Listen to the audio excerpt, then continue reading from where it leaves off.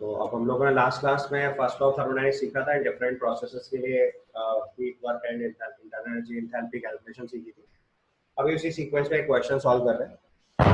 This is for 2 moles of an ideal monatomic gas. PV graph is given.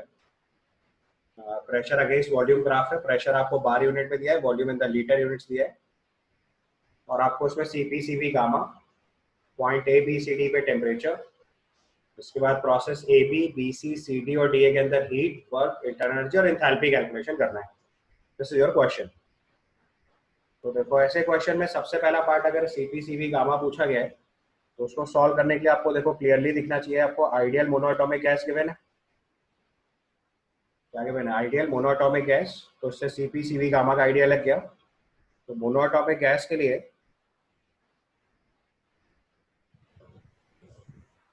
For monoatomic gas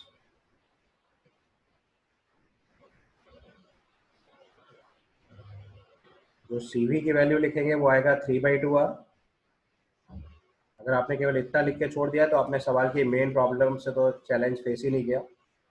so CV की value 3/2r, CP की value 5/2r और gamma की value 5/3। इतना अगर आपने लिख के छोड़ दिया है तो अभी आपको क्वेश्चन का रियल चैलेंज तो मिला ही नहीं, क्योंकि जब आप एग्जाम में इस क्वेश्चन को सॉल्व करेंगे तो ऑप्शंस में आपको आर की वैल्यू पुट करनी पड़ेगी। So what value of R will substitute here? CP की वैल्यू 3/2r, सीपी की वैल्यू 5/2r, गामा की value 5/3। What value of R substitution? तो देखो, ये एज पर यूनिट पुट करना होता है। अगर हमें सीवी की वैल्यू जूल वाली यूनिट में रिपोर्ट करना है we'll apply 3/2 into 8.314 joules per mole Kelvin।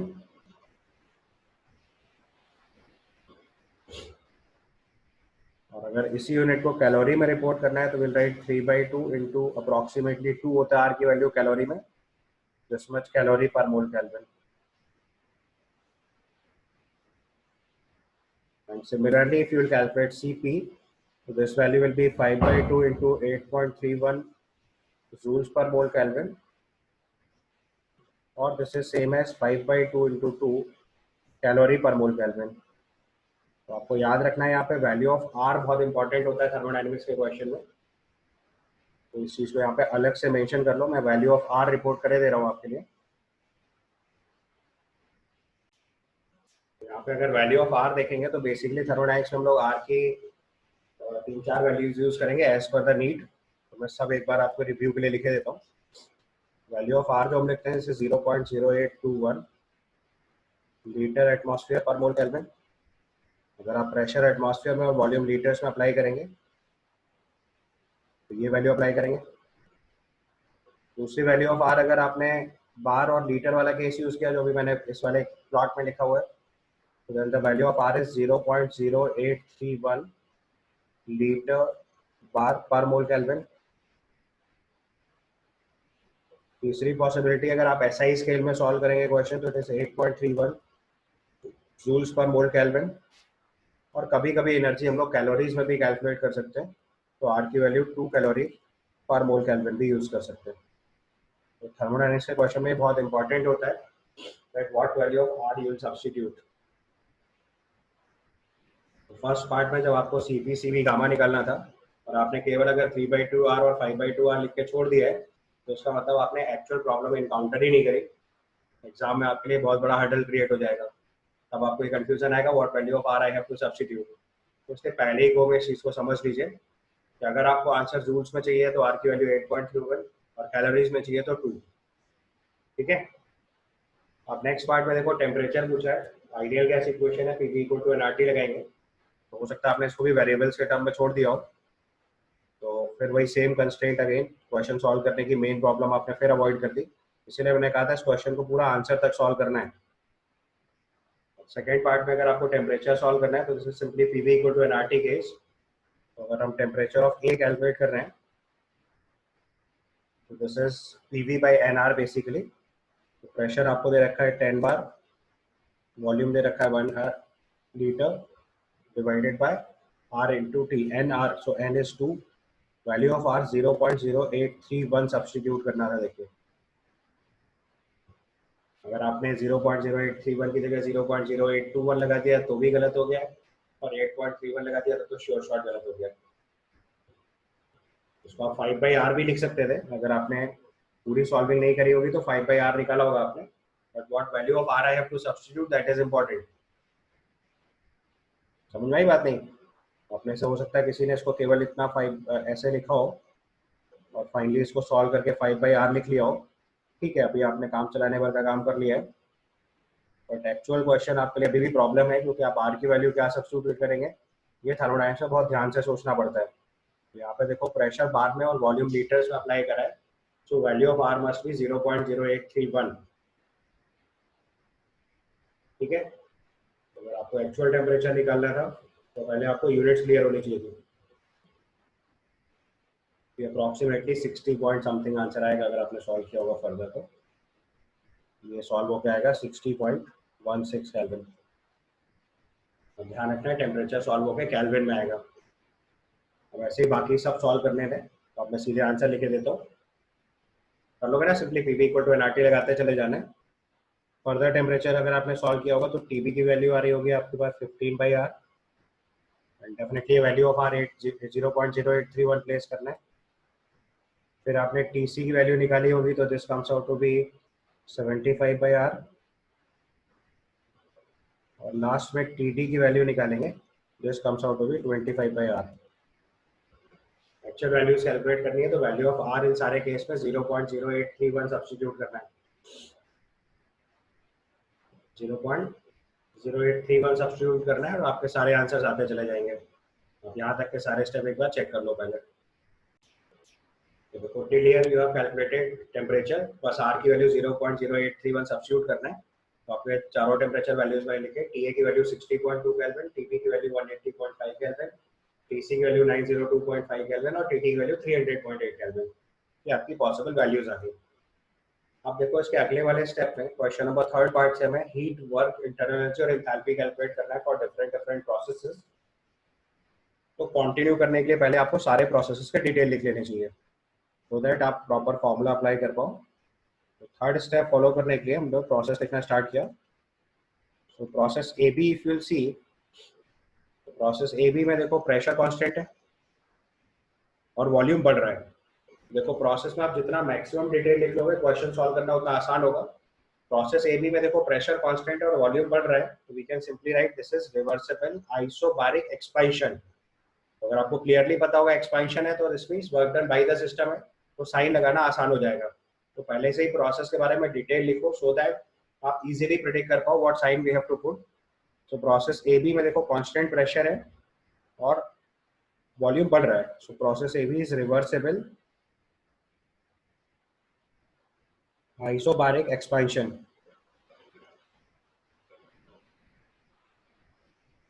So reversible isobaric expansion.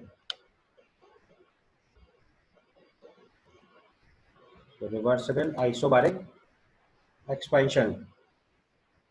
Expansion mention करने का फायदा क्योंकि अभी बाद में पता चलेगा ये work done by the system होगा अगर ए से बी जाएंगे तो। Similarly process BC is, process BC में देखो वॉल्यूम कांस्टेंट है, बट बी से सी जाने में देखो टेम्परेचर इंक्रीज कर रहा है, 180 से 902 केल्विन टेम्परेचर इंक्रीज किया है। तो this is reversible isochoric heating, क्योंकि टेम्परेचर बढ़ रहा है इसका मतलब सिस्टम को हीट कर रहे हैं, टेम्परेचर राइज कर रहा है यानी heat given to the system होगी, तो हीट का साइन लिखना कंफर्टेबल हो जाएगा। उसके बाद प्रोसेस सीडी में जाएंगे तो दिस इज आल्सो रिवर्सिबल, और उसमें देखो फिर से प्रेशर कांस्टेंट है लेकिन वॉल्यूम कम हो रहा है, सो रिवर्सिबल आइसोबारिक कंप्रेशन।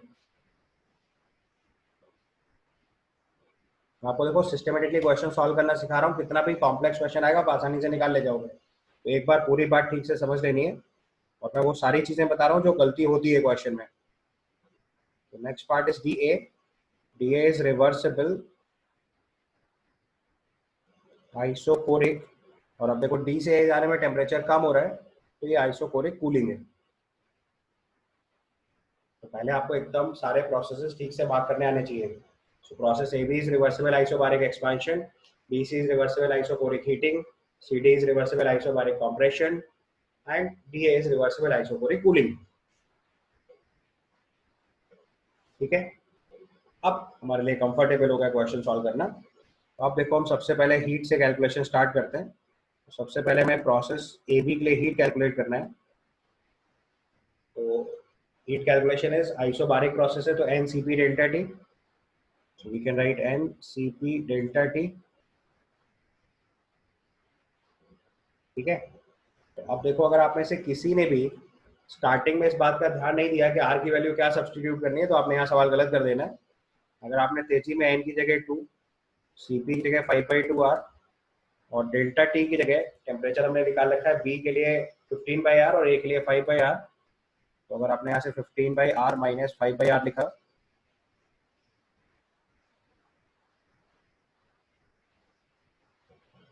ठीक है, और ऐसे लिखने के बाद बहुत मुश्किल है कि तुम ये चीज अवॉइड कर पाओ कि R ना काटो। तेजी में R काट दोगे और यहाँ से सॉल्व होने के बाद तुम्हारा आंसर आ जाएगा 50। यूनिट का तुमको पता नहीं, सॉल्व करके इसका आंसर 50 रिपोर्ट कर चुके होगे। अब तुम्हारे लिए हेडेक की क्वेश्चन में यूनिट कौन सी लगाएं, तो फालतू तुक्के मारोगे, लीटर बार लिख सकते हो, जूल लिख सकते हो, पता नहीं क्या लिख दोगे मालूम नहीं, लेकिन हर कंडीशन में गलत है। तो आपको ध्यान रखना है कि कभी भी थर्मोडायनेमिक्स का क्वेश्चन ऐसे तो नहीं करना है। तो ऐसे लिख लो पहले एक बार सराफत से और उस पर ऐसे बड़ा सा क्रॉस लगा लो और उसके नीचे नोट बना के लिख दो कि ऐसे नहीं करना है। तो जो R कैंसिल कर दिया वो तरीका गलत है, तो this is a wrong method. ये कभी गलती से भी आपसे नहीं होना चाहिए, नहीं तो आप थर्मोडायनेमिक्स का सवाल कभी सही नहीं कर पाओगे। क्योंकि R कैंसिल करने की आदत अगर आपने रखी तो आप कभी भी सवाल गलत कर सकते हो, क्योंकि CP और CV के जो R की वैल्यू है वो अलग वैल्यू पुट कर रहे हैं और जो टेम्परेचर निकालने के लिए R की वैल्यू पुट कर रहे हैं वो अलग पुट कर रहे हैं। तो value of R is different in two different cases. तो ये सवाल श्योर शॉर्ट गलत हो जाना है। अगर आपने ऐसे अटेम्प्ट किया है तो एकदम केयरफुली पूरा क्रॉस मार दीजिए। और ये इंपॉर्टेंट है, अगर आपने ये गलती एक बार कर ली है तो बहुत बढ़िया बात है, अब ये एग्जाम में नहीं होगी। नहीं करी है तो ध्यान से देख लो कि क्या गलती हो सकती थी। ठीक है, अब इसको सही से करने का तरीका, प्रोसेस के लिए हीट लिख रहे हैं तो N/2, CV की जगह 5/2R, 8.31 जूल्स में आंसर निकालना चाह रहे हैं, इंटू 15/R, यहाँ पे R की वैल्यू 0.0831 था, माइनस 5/0.0831। अब इसको सॉल्व करोगे तो ये 5000 जूल आ जाएगा। ये भी न्यूमेरिकल वैल्यू है। अब A से B में टेम्परेचर इंक्रीज कर रहा है इसलिए heat given to the system होगा, तो पॉजिटिव साइन ही लगाना है, तो एकदम सही आंसर आ रहा है, पॉजिटिव साइन से करेक्ट आंसर आ जाएगा। तो यहाँ से QAB की वैल्यू अगर सॉल्व करके लिखोगे तो this comes out to be 5 kilo joule. ये आपका फर्स्ट आंसर हो गया, and that to plus, by plus because heat is given to the system. It is plus because heat is given to the system. ठीक है, समझ आई बात यहाँ तक? अब ऐसे अगला स्टेप कैलकुलेट करेंगे, दिस इज QBC। तो अब हर जगह पर ध्यान रखना है आपको, R की वैल्यू का ध्यान रखना था। QBC is isoporic process, so it is NCV delta T, N is 2, CV is 3/2R, and delta T over here is temperature from B to C is again rising, so it is 75/R and 15/R। ये आपने numerical value पहले ही निकाल रखी है तो आप उसको भी यूज कर सकते हैं, बट उससे अननेसेसरी कैलकुलेशन थोड़ी बढ़ेगी, तो आप ये वाली वैल्यू भी यूज कर सकते हैं। सो 75/R, बस R की वैल्यू क्या पुट करनी है ये ध्यान रखना है, तो 75/R माइनस 15/R।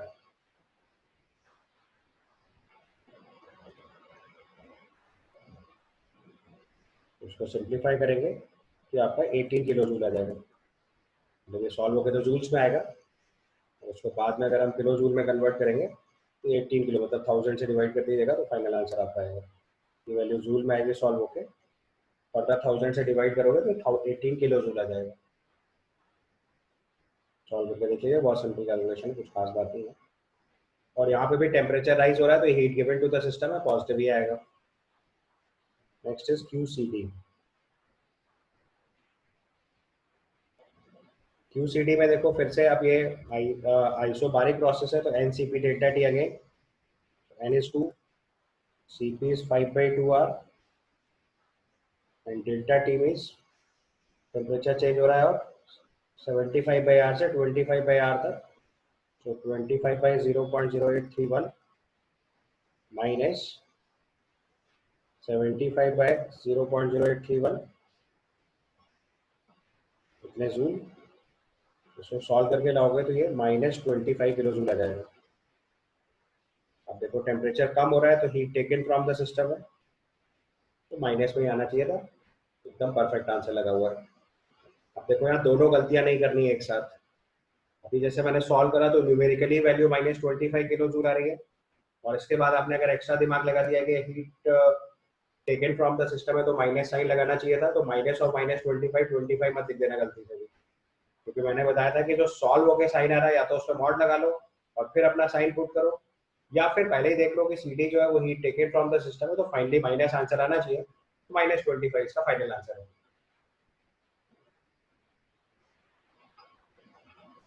अगर किसी को साइन कन्वेंशन में कंफ्यूजन है तो वो क्या करेगा कि जो वैल्यू सॉल्व करके ला रहे हैं पहले उस पर मॉड लगा लो और फिर साइन अपनी तरफ से सॉल्व करके लिखो। तो आपको पता है प्रोसेस CD में टेम्परेचर कम हो रहा है, तो this is heat taken from the system, heat taken from the system है तो इसका साइन नेगेटिव आना चाहिए था, सॉल्विंग से ही नेगेटिव आ रहा है, अच्छी बात है।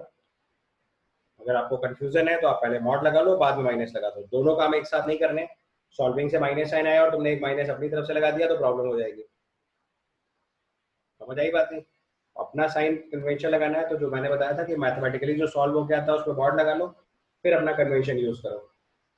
तो प्लस वाले में तो प्रॉब्लम नहीं हुई क्योंकि तुमने मॉड बिना लगाए भी कन्वेंशन लगाया तो भी सही रहेगा, बट माइनस वाले में प्रॉब्लम हो जाएगी क्योंकि माइनस और माइनस प्लस हो जाता है, ठीक है। उसके बाद आपने QDA निकाला, this is again NCV delta T, तो दिस इज 2 × 3/2R, और डेल्टा T अब की बार लिखेंगे तो it is 5/2R, 5/R, 25/R से 5/R पहुंचे, सो 5/R माइनस 25/R, और वैल्यू ऑफ R अगर सब्स्टिट्यूट करेंगे तो 8.31 और 0.083, सो 0.0831,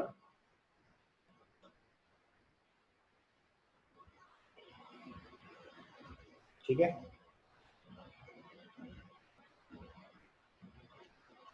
-25/0.0831, तो देखो फिर से टेम्परेचर कम हो रहा है तो heat taken from the system आएगा, ये वैल्यू भी देखो सॉल्व होकर माइनस में आएगी, so negative value is -6 kilo joule. And finally आपको QABCDA निकालना है, तो QABCDA की वैल्यू निकालेंगे तो this comes out to be QAB plus QBC plus QCD plus QDA, सबका एल्जेब्रिक सम कर देंगे, तो सबका एल्जेब्रिक सम करोगे तो this comes out to be 5 kilo joule plus 18 kilo joule minus 25 kilo joule minus 6 kilo joule, तो solve होके finally -8 kilo joule आएगा। This is heat, net heat exchange in the cycle,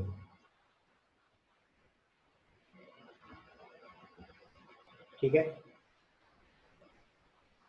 clear. अभी आगे के data इससे verify करेंगे, अभी पहले आप यहाँ तक के रिजल्ट सीखो। अब चलते हैं वर्क डन पे। If you move to work done, तो साइन ऑफ हीट जो भी हमने निकाले ये सब साइन आपके फिजिक्स से भी मैच करेंगे। अगर सेम क्वेश्चन आप फिजिक्स में भी सॉल्व कर रहे होते तो sign of all heat will match in the same manner, वहाँ पे भी हीट गिवन को पॉजिटिव और हीट टेकन को माइनस लिखते हैं, सेम साइन कन्वेंशन यहाँ पे भी फॉलो करा है, so in both the cases you will have the same result, right? Then move to the next case, this is WAB, हम लोग वर्क डन कैलकुलेट करना सीख रहे हैं। सो WAB में देखो आइसोबारिक प्रोसेस था, आइसोबारिक प्रोसेस का work done NR delta T या P डेल्टा V लिखते हैं। So work done is basically NR delta T mod value में, और साइन के साथ लिखना है तो ये एक्सपेंशन था तो work done by the system था, मतलब फाइनल आंसर माइनस साइन के साथ आएगा। तो WAB में ये work done by the system है, कैसे पता चला? क्योंकि एक्सपेंशन हो रहा है तो work done by the system है, work done by the system है तो साइन कौन सा अप्लाई करेंगे? माइनस, फिजिक्स में ये चीज प्लस अप्लाई करी जाती है, बस यही ध्यान रखना है। Work done by the system में ये चीज फाइनली माइनस साइन आना चाहिए। तो यहाँ पे अगर एन आर डेल्टा टी लिखेंगे तो N is 2, value of R is 8.31, क्योंकि आपको जूल्स में आंसर रिपोर्ट करना है। डेल्टा टी की वैल्यू लिखेंगे तो this is temperature of B was 15 by r and temperature of A was 5 by r. So 15 by r minus 5 by r. But यहाँ पे जो r की वैल्यू है वो डिफरेंट है। So 15 by 0.0831। बस पूरे थर्मोडायनेमिक्स के क्वेश्चन में r वैल्यू बहुत इंपॉर्टेंट होती है। Minus 5 by 0.0831।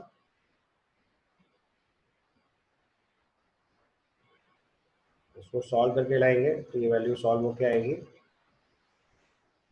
इतना जूल्स बनेगा। तो ये फाइनली 2 किलो जूल बनेगा। देखो सॉल्व हो गए तो पॉजिटिव वैल्यू आ रही है, बट ये work done by the system है तो हमें इसमें माइनस साइन अप्लाई करना है। तो फाइनली माइनस साइन अप्लाई कर देना है। तो इसका फाइनल आंसर -2 किलो जूल लिखना है, ना कि 2 किलो जूल। सॉल्व हो गए 2 किलो जूल आएगा। फिजिक्स में इसका आंसर 2 किलो जूल लिखा जा सकता है, केमिस्ट्री में इसका आंसर -2 किलो जूल लिखना है। या तो फॉर्मूले से याद रखना है माइनस पी डेल्टा भी, तो minus N R delta T apply करते हैं तो सही आंसर आ जाता पहले ही वो में। या फिर साइन अपनी तरफ से अप्लाई करो। माइनस साइन लगाने के पीछे लॉजिक समझ में आ रहा है आपको? क्योंकि हमने डिसाइड कर लिया है कि work done by the system है, that's why it is minus sign. समझ आया? उसके बाद WBC तो जीरो हो जाएगा तुरंत, क्योंकि आइसोकोरिक प्रोसेस है। आइसोकोरिक प्रोसेस का वर्क डन जीरो। फिर अगला केस लिख रहे हैं WCD। ये आइसोबारिक प्रोसेस है फिर से, बट अब की बार कॉम्प्रेशन हो रहा है तो work done on the system होगा, तो पॉजिटिव साइन के साथ लिखेंगे। ये आपका work done on the system है।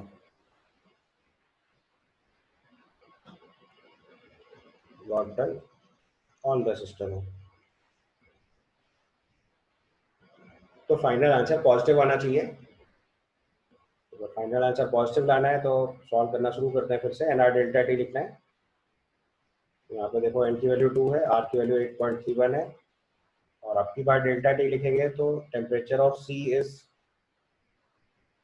75 by r और डी इज 25 by r। तो 25 by r minus 75 by r करेंगे, यह आ जाएगा 25 by r, which is 0.0831 minus 75 by r, which is also 0.0831। ठीक है, आप ध्यान से देखो ये वैल्यू नेगेटिव आ रही है, तो इसलिए नेगेटिव ऑफ नेगेटिव पहले ही पॉजिटिव करना है। तो या तो फॉर्मूला ही सीधे minus N R delta T लगाना था, या फिर जो सॉल्व आ रहा है उस पर मॉड लगाओ और फिर अलग से प्लस साइन लगाओ। एक रास्ता भी ये था कि minus of N R delta T लिख के ही तुम पहले सॉल्व करते तो अपने आप पॉजिटिव आंसर आ जाता। उसको फर्दर सॉल्व करोगे आप यहाँ से, ये सॉल्व होने के बाद +10 किलो जूल आ जाएगा। एक रास्ता तो ये था कि आपने पहले ही minus N R delta T लिखा, तो फॉर्मूले में हर बार माइनस पी डेल्टा टी या minus N R delta T लिखोगे तो साइन कन्वेंशन अपने आप सही आएगा। अगर आपको साइन अपनी तरफ से अप्लाई करना है हर बार, तो मैंने आपको तरीका बताया था कि पहले मॉड साइन लगाते हैं वैल्यू सॉल्व करने पर, और फिर साइन इम्पोज करते हैं। तो first apply a modulus sign and then apply the sign. Mathematical sign और अपने साइन को कभी भी मर्ज नहीं करते, नहीं तो आंसर गलत हो जाता है।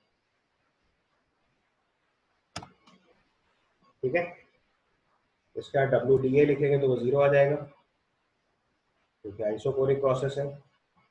और WABCDA लिखेंगे तो that is WAB plus WBC plus WCD plus WDA, सबका सम कर दोगे तो आपका +8 किलो जूल आ जाएगा। आप ध्यान से देख सकते हो आपकी साइकिल जो होती है वो देखो एंटी क्लॉकवाइज साइकिल थी, तो उसका नेट वर्क डन पॉजिटिव आना चाहिए था। देखो सॉल्व होकर पॉजिटिव आ रहा है। अच्छा, अगर हमें मान लो केवल WABCDA पूछा था इस क्वेश्चन में, तो एरिया इनक्लोज बाई साइकिल से भी निकाल सकते थे। तो अगर आप इस साइकिल का एरिया निकालोगे तो this is 40 × 2, that is 80 litre bar. अगर आपको सीधे WABCDA निकालना होता आपको पूरी, हम लोग WABCDA को एक और तरीके से निकाल सकते थे, that is area enclose by the cycle.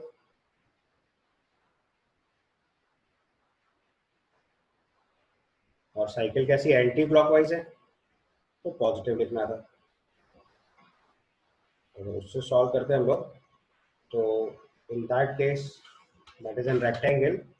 अगर आप इसका एरिया सॉल्व करते हैं तो this comes out to be 40 bar into 2 litres. This comes out to be 80 litre bar. और उसको जूल्स में कन्वर्ट करते हैं तो 100 से मल्टीप्लाई कर देते हैं, इतने जूल्स यानी कि 8 किलो जूल। और साइन पॉजिटिव लिखते हैं क्योंकि साइकिल कैसी है, एंटी क्लॉकवाइज। तो अगर डायरेक्ट निकालते हैं तो भी मैच करता है। अच्छा, फर्स्ट ऑफ थर्मोडायनेमिक्स अगर साइकिल पे लगाएंगे तो आपको पता था Q A B C D A की value minus times W A B C D एक बराबर होती है।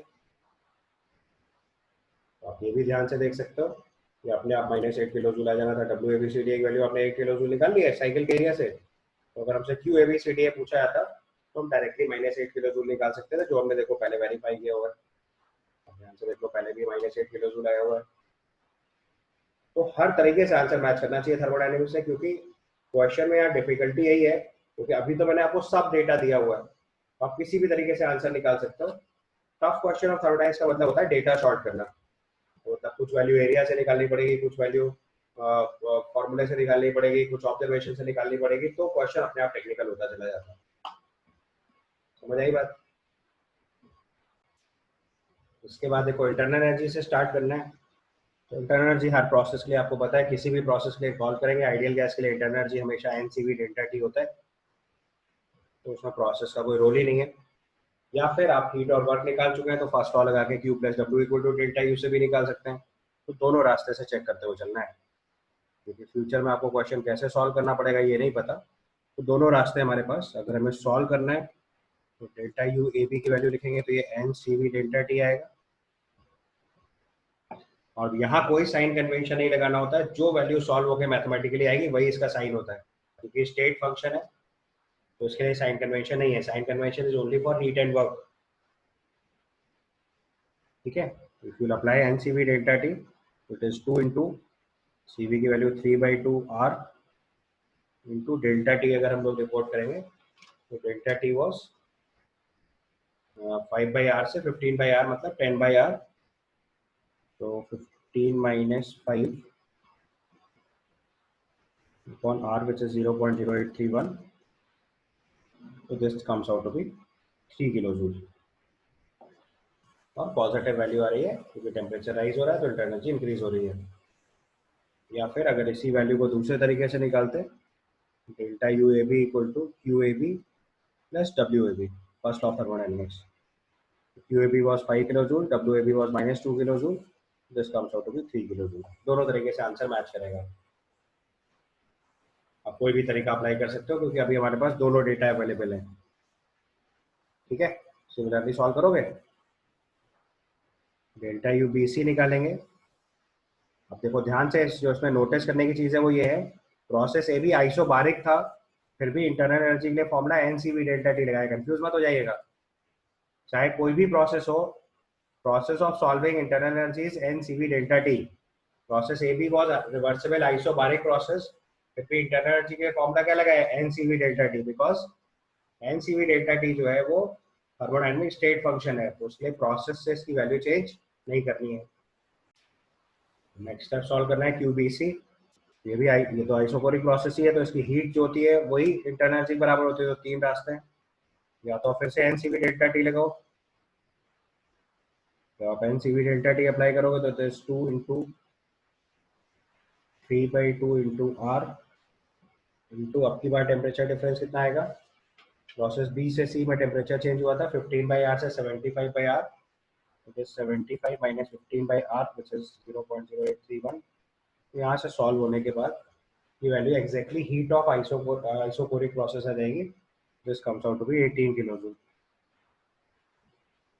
यहाँ से रिजल्ट भी समझना है कि जो डेल्टा यू बी सी है वो क्यू बी सी के इक्वल आएगी, और ये सीधे सीधे 18 किलो जूल लिखा जा सकता है। ऐसा कैसे लिखा है, क्योंकि जो डब्ल्यू बी सी है वो जीरो होता है, आइसोकोरिक प्रोसेस का वर्क डन जीरो होता है, इसलिए क्यू प्लस डब्ल्यू की जगह केवल क्यू बचता है। तो heat of isochoric process is equal to internal energy of that process for an ideal gas. इसके बाद अगला प्रोसेस लिखेंगे that is Q C D. Q C D में फिर से देखो N C V delta T apply करेंगे। This is 2 into 3/2 into R into delta T. अब बार प्रोसेस सी से डी में जाने में देखो टेम्परेचर डिक्रीज हो रहा है। प्रोसेस सी से डी जाने में टेम्परेचर 75/R से 25/R हो गया, तो 25 माइनस 75/R। अब ये सॉल्व करेंगे तो ये वैल्यू देखो माइनस साइन के साथ आएगी। This comes out to be minus 15 kilo joule.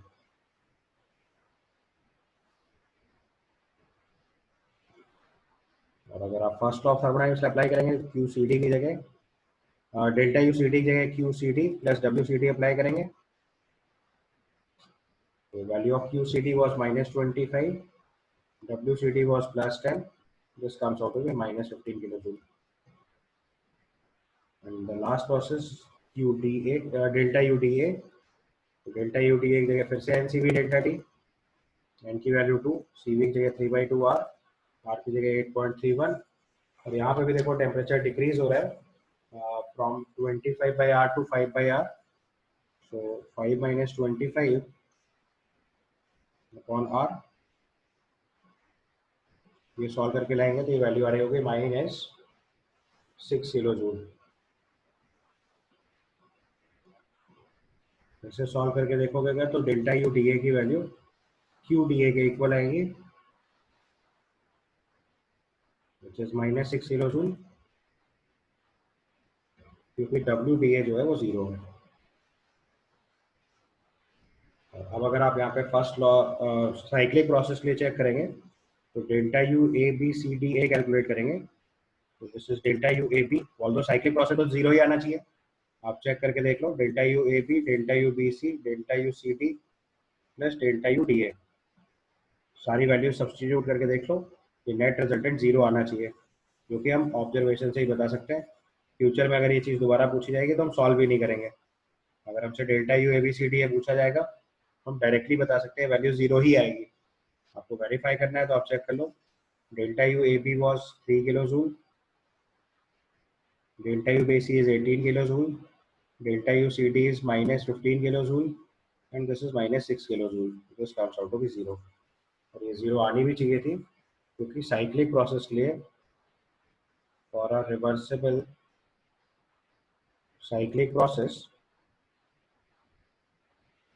Delta U A B C D A की वैल्यू 0 ही आनी चाहिए थी। तो देखो ऑब्जर्वेशन से भी आ रही है, सॉल्व करके भी आ रही है, दोनों रास्ते से हमने इसको वेरीफाई कर लिया। And now the last step which is enthalpy. तो delta H A B process के लिए लिखेंगे अगर हम, तो process A B is isobaric, isobaric process के लिए जो हीट होती है वही एंथैल्पी होती है, तो दोनों रास्ते हैं। इसको आप क्यू ए बी के इक्वल लिख सकते थे directly, delta H A B को डायरेक्टली क्यू ए बी के इक्वल लिख सकते थे, तो सीधे इसका आंसर 5 किलो जूल लिखा जा सकता था। या फिर अगर सॉल्व करना था तो N C P delta T apply करना था, तो N C P delta T, temperature from A से बी जो चेंज है that is 5/R to 15/R, तो 15 माइनस 5/0.0831, ये वैल्यू सॉल्व होकर आपकी 5 किलो जूल आ जाएगी। अगला प्रोसेस लिखेंगे डेल्टा एच बी सी। तो देखो ये प्रोसेस तो आइसोकोरिक है, बट एंथैल्पी हमेशा N C P delta T से ही निकलेगा, तो formula N C P delta T apply करेंगे, N into 5/2 R into delta T. एक रास्ता ये भी था, या फिर डेल्टा यू अगर आप पहले ही निकाल चुके हो तो उसमें पी डेल्टा भी और ऐड कर दो तो भी रास्ता मिलेगा। तो दोनों तरीके से कर सकते थे। अभी हमने देखो डेल्टा एच बी सी निकाला, तो इसे 2 into 5/2 R 8.31 into delta T अगर रिपोर्ट करेंगे तो this comes out to be, B से सी में टेम्परेचर चेंज हुआ 15/R से 75/R, तो 75 माइनस 15/R विच इज 0.0831। इसको सॉल्व करेंगे तो this comes out to be 30 kilo joule.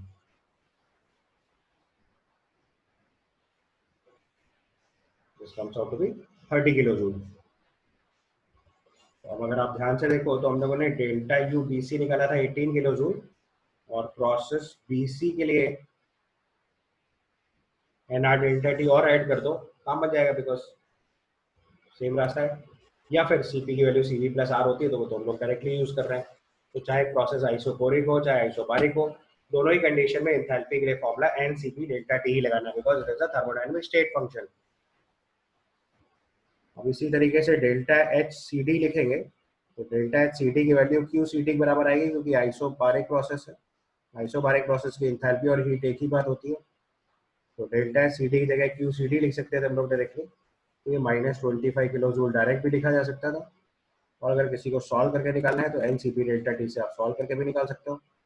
जैसे N C P delta T solving करोगे तो 2 into 5/2 into 8.31 into temperature from C से टी जो चेंज है, that is 75/r to 25/r।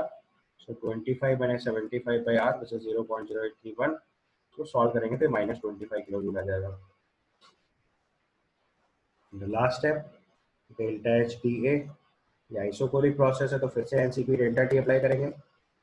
और प्रोसेस आइसोकोरिक है, गलती से भी एनसीबी नहीं लगाना है। NCB delta T is internal energy, NCB delta T is enthalpy. यहाँ पे टेम्परेचर चेंज अगर रिपोर्ट करेंगे तो टी से ए में जो टेम्परेचर चेंज हुआ है that is 25/r to 5/r। तो 5 माइनस 25/r,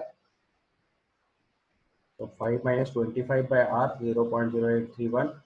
इसको सॉल्व करके लाएंगे तो ये आएगा -10 किलो जूल। और अब फिर से अगर हम delta H A B C D A calculate करके लिखेंगे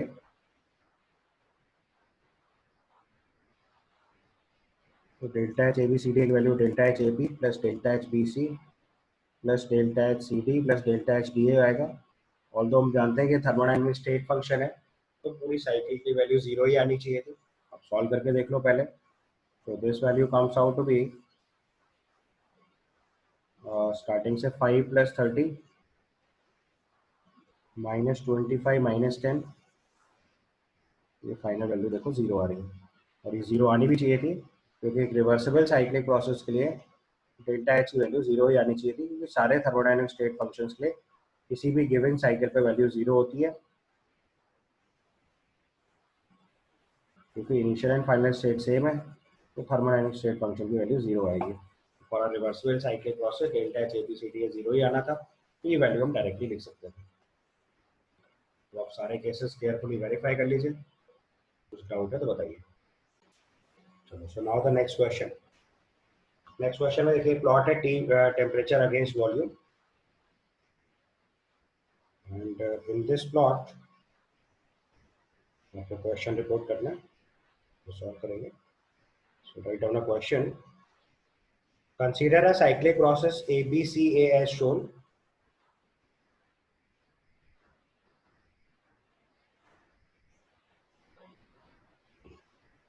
consider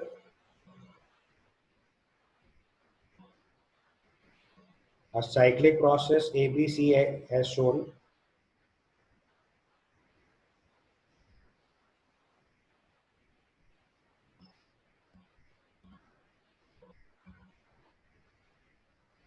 Consider a cyclic process ABCA as shown.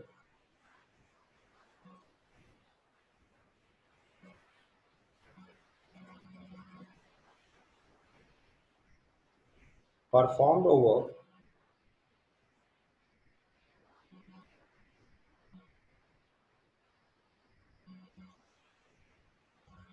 a sample of, yeah, performed on a sample of 2 moles of an ideal gas,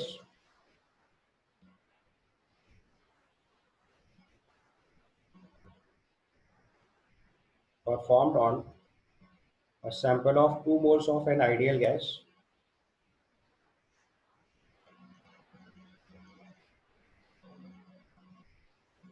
a total of 1.2 kilojoule of heat, a total of 1.2 kilojoule of heat is withdrawn from the sample.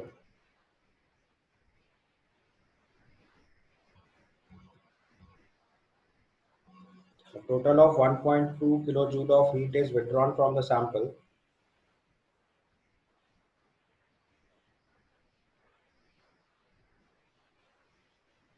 In the process,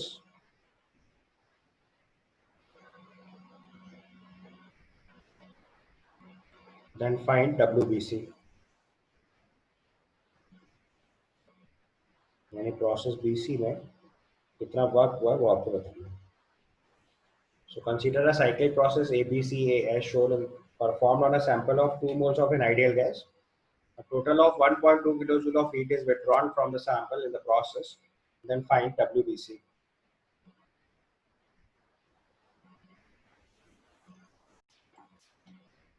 So now look at the question. In this process, देखो आपको given है कि heat withdrawn from the system is 1.2 kilojoule. तो उसका मतलब cyclic process लिए QABCA की value minus 1.2 kilojoule होगी. Heat taken from the system इसलिए minus sign अप्लाई करेंगे. और फर्स्ट लॉ ऑफ थर्मोडायनेमिक्स के हिसाब से किसी भी साइक्लिक प्रोसेस में जो QABCA होगा वो माइनस टाइम्स WABCA हो जाएगा, क्योंकि साइक्लिक प्रोसेस के लिए Q equal to minus W होता है. तो यहाँ से WABCA की वैल्यू 1.2 किलो जूल पता चल गई. और अब अगर WABCA की वैल्यू लिखनी है हमें तो this will be sum of WAB, WBC and WCA. ध्यान से अगर आप नोटिस करो तो प्रोसेस CA जो है वो आइसोकोरिक है, वॉल्यूम कांस्टेंट है. प्रोसेस AB जो है वो आइसोबारिक है क्योंकि वॉल्यूम प्रोपोर्शनल टू टेम्परेचर है. Charles law V proportional to T, तो कांस्टेंट प्रेशर सिस्टम हो. PC कौन सा प्रोसेस है मालूम नहीं है. यहाँ पे दो प्रोसेसेस क्लियर है हमारे लिए. प्रोसेस AB जो है वो वॉल्यूम प्रोपोर्शनल टू टेम्परेचर की वजह से रिवर्सिबल आइसोबारिक एक्सपेंशन है.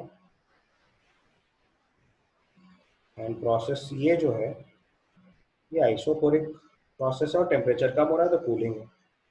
सो reversible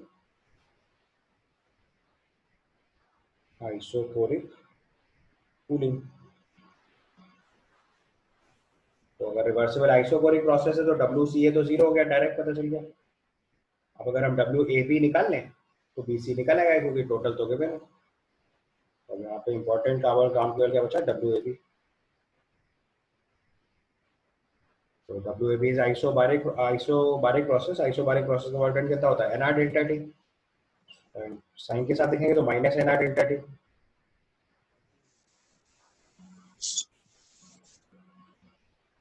Why it is minus?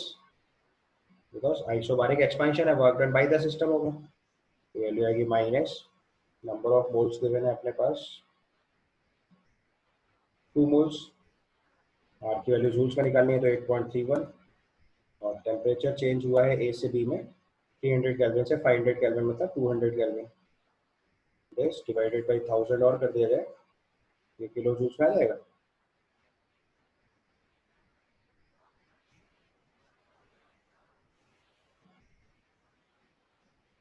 इसको सॉल्व करेंगे आप, वैल्यू सॉल्व होकर -3 पॉइंट समथिंग आना चाहिए. मैं सॉल्व करो रहा कितना है, -3.324 किलो जूल है. Yes, sir.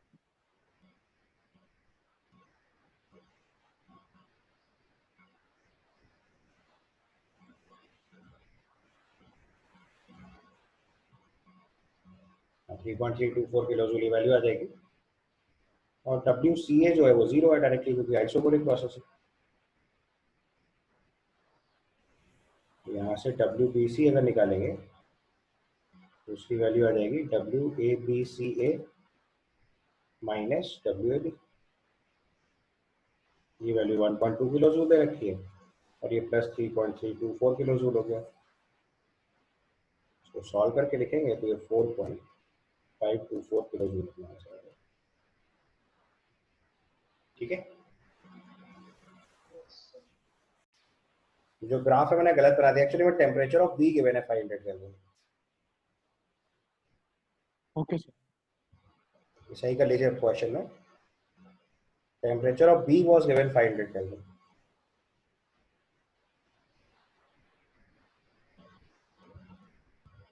नहीं तो फिर तो क्वेश्चन सॉल्व करना ही पाना है, पॉसिबल नहीं होगा.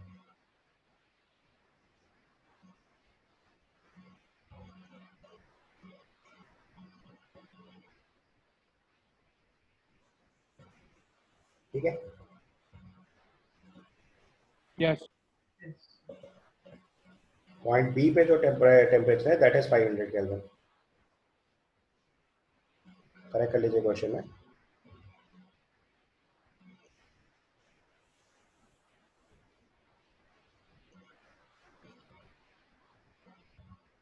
ओके, चलो उसके बाद नेक्स्ट क्वेश्चन ड्रॉप लिखते हैं। एक क्वेश्चन और कर लीजिए अगर आपको पूरा कॉन्सेप्ट समझ में आए तो। Right one more question.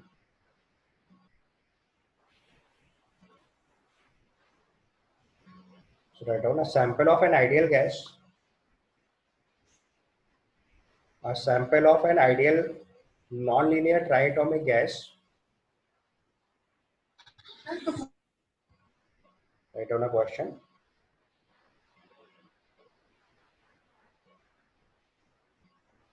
A sample of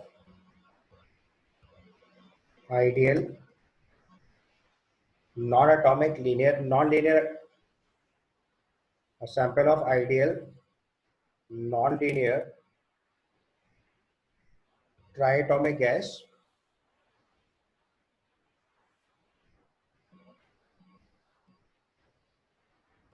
has a pressure P naught,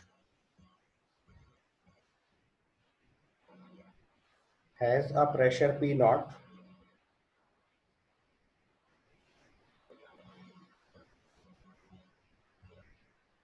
and temperature T naught,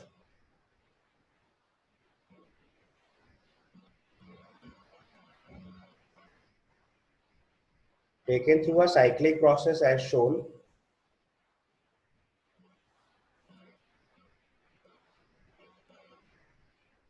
taken through a cyclic process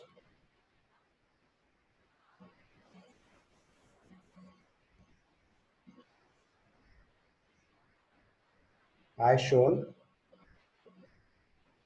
starting from A.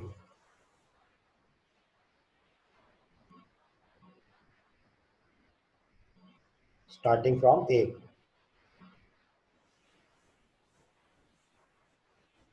Pressure for process C to D,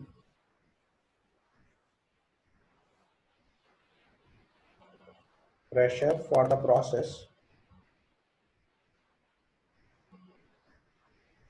C to D is 3 times P naught.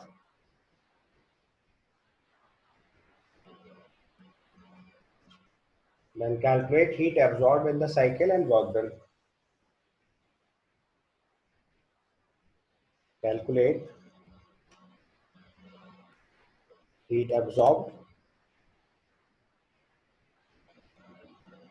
in the cycle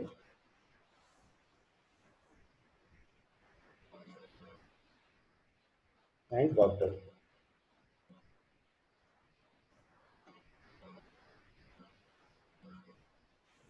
Calculate heat absorbed by the cycle and work done.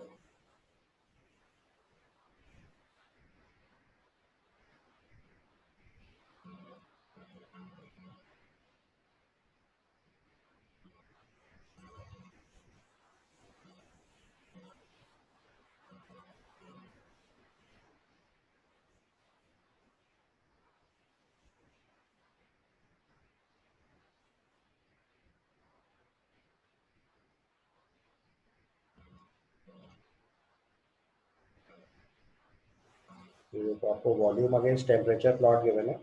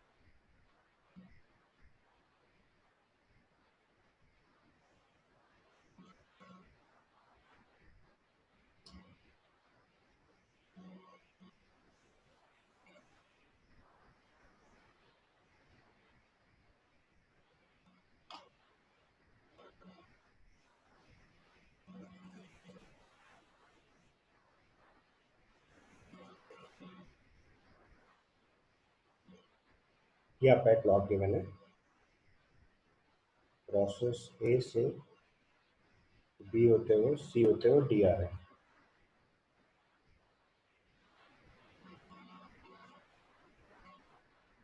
ये process given है,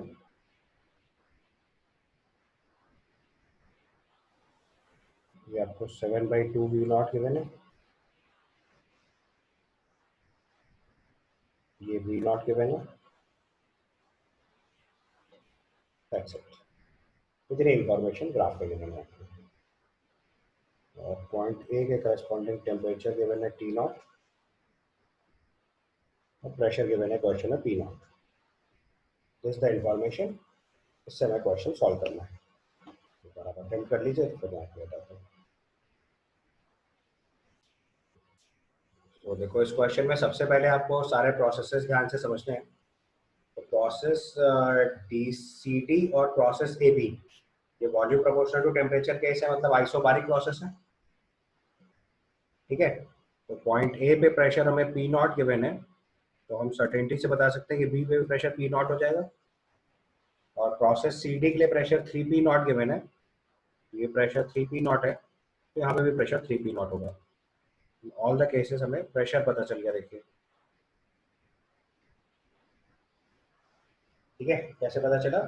because process A B और process C D के लिए volume proportional to temperature की condition लगी। For process A B and C D, for process A B and C D volume proportional to temperature, इसका मतलब isobaric process हो गया, या सिंपली यू से प्रेशर इज कांस्टेंट। तो पॉइंट ए का प्रेशर पता है तो बी अपने आप पता चल गया, और सी डी का तो गिवन है क्वेश्चन में, तो प्रेशर आपको चारों पॉइंट से पता चल गया। अब आपकी गैस देखो, दे रखा है ट्राइएटॉमिक नॉन लीनियर। सो ट्राइएटॉमिक,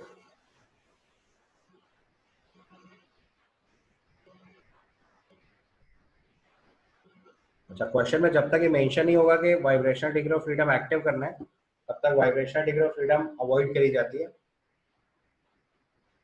ठीक है, तो triatomic non linear gas given है आपको, या तो क्वेश्चन में गिवन होगा the gas is at high temperature, तो वहां पे मेंशन करना है। अदरवाइज क्वेश्चन में गिवन होगा vibrational degree of freedom is active और इनएक्टिव, तो जैसा क्वेश्चन में गिवन होगा वैसे सॉल्व करना है। तो अभी इस क्वेश्चन के हिसाब से vibrational degree of freedom inactive लेते हुए सॉल्व करना है। तो इस केस में CV की वैल्यू हो जाएगी 3R, और CP की वैल्यू हो जाएगी 4R।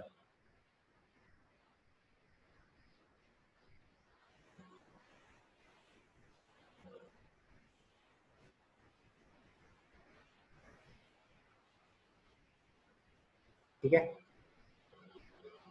अब अगर थोड़ा सा टेम्परेचर के लिए और चला जाए, तो पॉइंट ए पे टेम्परेचर T नॉट गिवन है, तो बी का टेम्परेचर निकालेगा सीधे, because volume proportional to temperature है।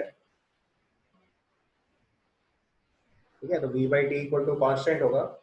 तो पॉइंट ए पे टेम्परेचर अगर T नॉट है, तो पॉइंट बी पे टेम्परेचर 7/2 T नॉट हो जाएगा। पॉइंट सी पे टेम्परेचर सॉल्व करके निकालेंगे तो 21/2 T नॉट आएगा, और डी पे टेम्परेचर 3 T नॉट हो जाएगा। आपको टेम्परेचर निकालने हैं सारे पॉइंट्स के। तो पॉइंट ए का टेम्परेचर T नॉट गिवन है, पॉइंट बी का टेम्परेचर अगर हम निकालेंगे तो it is volume proportional to temperature वाली कंडीशन अप्लाई कर देंगे। तो this is simply NR upon T naught into 7/2 V not.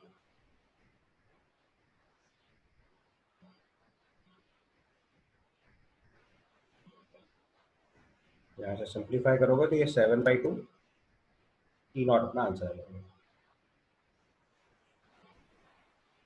उल्टा लिख दिया, सॉरी, PV/NR लिखेंगे। This is P not into 7/2 V not upon NR।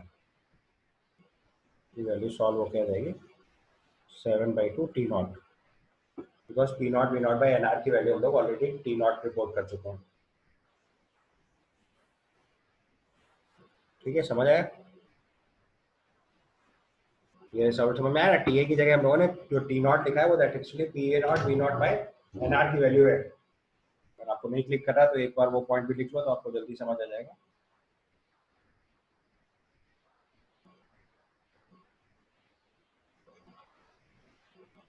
यहाँ पे जो टी ए की वैल्यू लिखी है that is simply P naught V naught by N R, उसको टी नॉट दिया हुआ है क्वेश्चन में, तो जहाँ पे भी P naught V naught by N R आएगा उसको सीधे टी नॉट से रिप्लेस कर देंगे, तो टी बी की वैल्यू 7/2 टी नॉट आ गई।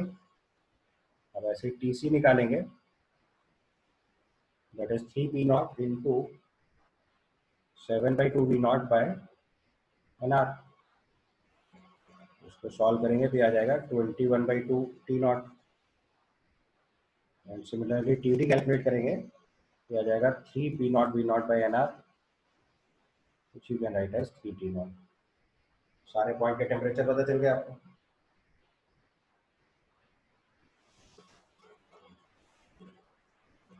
अब आप एक एक करके क्वेश्चन सॉल्व करना शुरू करिए।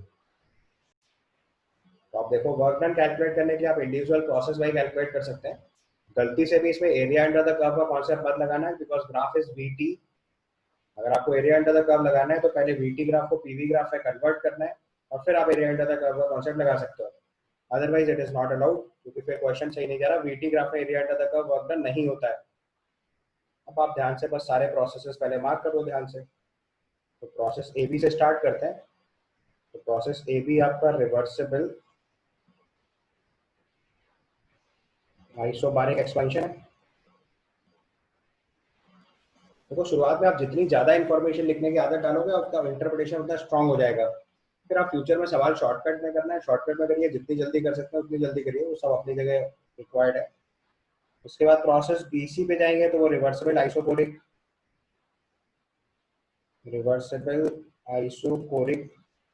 प्रोसेस बी से सी की तरफ अगर हम जा रहे हैं तो उस केस में देखो टेम्परेचर राइज कर रहा है तो आइसोकोरिक हीटिंग है। उसके बाद प्रोसेस सी डी पे चलेंगे तो process C D reversible isobaric compression है, रिवर्सिबल आइसोबारिक कॉम्प्रेशन है।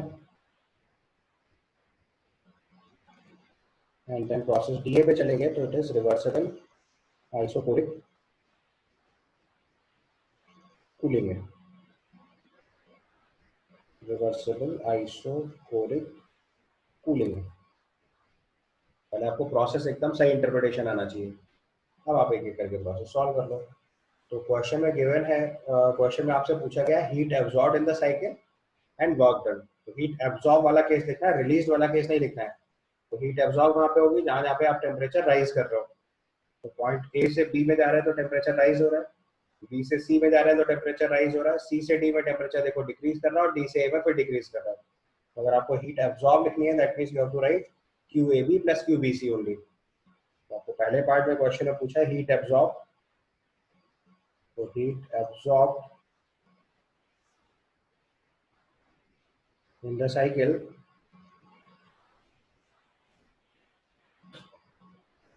तो हीट एब्जॉर्ब के दो प्रोसेस हैं Q A B plus Q B C. अगर इसी सवाल पे heat release from the cycle पूछा जाता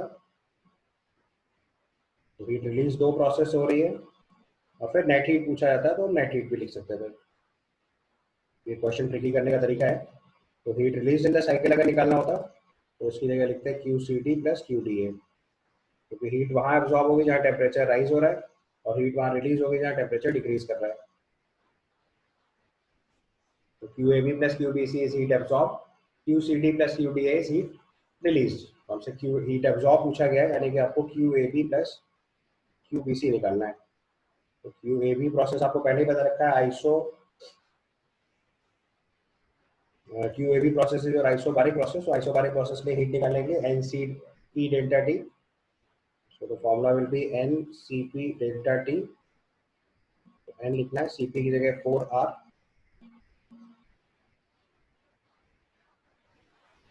और डेल्टा T अगर यहाँ पे निकालेंगे तो अब यहाँ पे देखो यूनिट्स नहीं है तो हमें जैसे दिया है वैसे ही सॉल्व करना पड़ेगा और कोई ऑप्शन नहीं है हमारे पास, गिवन यूनिट्स में ही आंसर निकालेंगे। तो इस केस में जो डेल्टा T निकालेंगे प्रोसेस B से A की तरफ that comes out to be 5/2R, sorry 5/2 T naught, this is 5/2 T naught. उसको सिंप्लीफाई करेंगे तो this comes out to B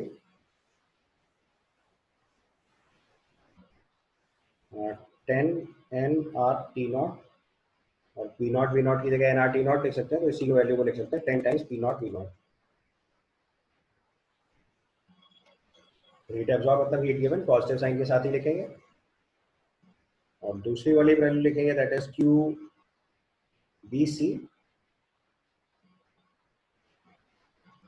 ये आइसोकोरिक प्रोसेस है, that is N C V delta T, that is n into 3 into R into, अभी यहाँ पे देखो मजबूरी थी, आर की वैल्यूज नहीं गिवन है और P naught V naught T naught unit नहीं गिवन है, हम सब एसआई स्केल में मान ले रहे हैं, all data on SI scale, तो सही प्रोसेस में आ रहा है, क्योंकि क्वेश्चन में यूनिट नहीं गिवन है तो आपको कॉमन यूनिट्स में लिखना है, तो आप एसआई स्केल पे सॉल्व कर दो। तो पी की जगह हम लोगों ने 3R लिख रहे हैं, तो ध्यान रखना है कि यहाँ पे आर वैल्यू अब सब एसआई स्केल में है, टेम्परेचर केल्विन में लिया गया है, pressure newton per metre square में, वॉल्यूम मीटर क्यूब में, तो they are on same scale. तो एन आर सी की जगह 3R और डेल्टा टी लिखेंगे, तो बी से सी में जो टेम्परेचर राइज हो रहा है दैट इज 7/2R से 21/2R, so it is 21/2 minus 7/2 T not,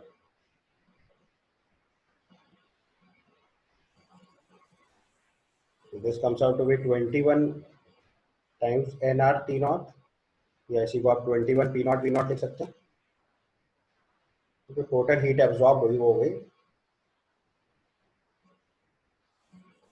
यहाँ पे जो हीट एब्जॉर्ब हो गई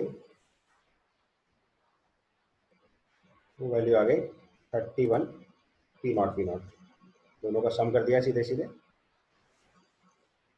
this is QAB plus QBC, this comes out to 31 p naught v naught। अब इसी प्रोसेस में वर्क डन निकालना है, तो वर्क डन के लिए सिंपली आपसे पूरी साइकिल का वर्क डन और पूछा है, साइकिल का वर्क डन हो गया WABCDA, ये value WAB plus WBC plus WCD plus WDA होगा, यहाँ पे WBC और WDA दोनों जीरो हो जाएंगे क्योंकि आइसोकोरिक प्रोसेस है, तो केवल दो वर्क डन लिखते हैं अपने को, एक WAB की जगह NR डेल्टा टी लिख सकते हैं, एक्सपांशन हो रहा है work done by the system है तो माइनस साइन के साथ लिखेंगे, तो it is minus NR delta T, so minus NR into delta T, process ए से बी में जो टेम्परेचर चेंज आ रहा है दैट इज 5/2 टी नॉट,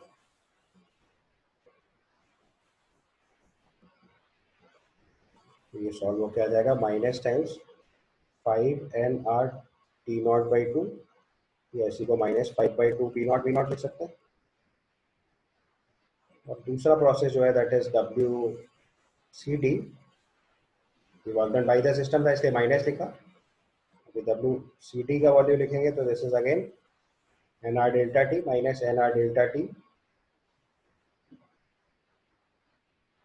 तो CD वाले प्रोसेस में टेम्परेचर चेंज अगर लिखेंगे तो C से D में टेम्परेचर चेंज हुआ है आपके लिए 21/2 टी नॉट से 3/3 T not, 3 minus 21/2 T not,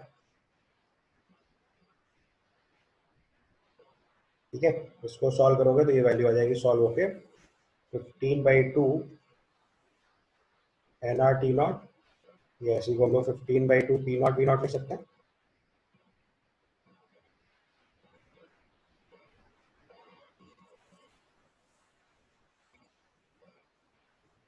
अब जो आपका नेट वर्क डन होगा WABCDA, वो लिखेंगे तो आ जाएगा WAB प्लस WCD, उसको सम करके लिखेंगे तो आ जाएगा minus 5/2 P not V not plus 15/2 P not V not, उसको सॉल्व करके लिखोगे आपका WABCDA की वैल्यू आ जाएगी 5 times P not V not, ये आपका work done in the cycle हो गया, ठीक।